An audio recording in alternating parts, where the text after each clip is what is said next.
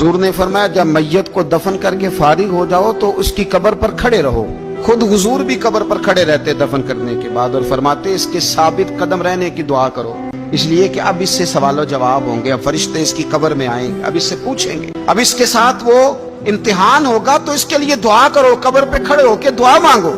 एक हदीस में फरमाया कि इतनी देर दुआ मांगो, इतनी देर दुआ मांगो कि जितनी देर ऊंट ज़िबा करके खाल उतार के गोश्त बना के, ऊंट ज़िबा करना सबसे ज्यादा मुश्किल है, ऊंट ज़िबा करके खाल उतार के गोश्त बना के बांट देते हो, इतनी देर मरने वाले की कब्र पे खड़े रह के दुआ मांगा करो, क्योंकि अब फरिश्ते आएंगे, सवालो जवाब होगा। मुसन्नफ अब्दुल रज़ाक में हदीस है कि एक बंदे को सिर्फ एक कोड़ा मारा गया था कब्र में, तो उसकी सारी कब्र में आग भड़क उठी। तो पूछता है कि ये एक कोड़ा मुझे क्यों मारा गया? तो उन्होंने कहा एक वजह तो ये थी कि तू पाकी पलीदी का ख्याल नहीं करता था, और दूसरी वजह ये थी कि एक दफा एक मजलूम ने तुझसे कहा था मेरी मदद कर, और तू मदद करने पे कादिर था, तेरे अंदर हिम्मत थी, पर तू उसकी मदद के लिए तैयार नहीं हुआ। वो हमारा मशहूर फिक्र है ना कि सानू की लगे पराई लड़ाई पुराई आग नू असी घर क्यों ले आइए। तो वो जो हमारा खास मामला है ना कि किसी की मदद नहीं करनी, वो हमें खराब करती है, हमारे हालात बिगड़ जाते हैं। मदद करने पे कादिर होते हैं पर किसी मजलूम की मदद, एक कोड़ा लगा तो पूरी कब्र में आग भड़क उठी।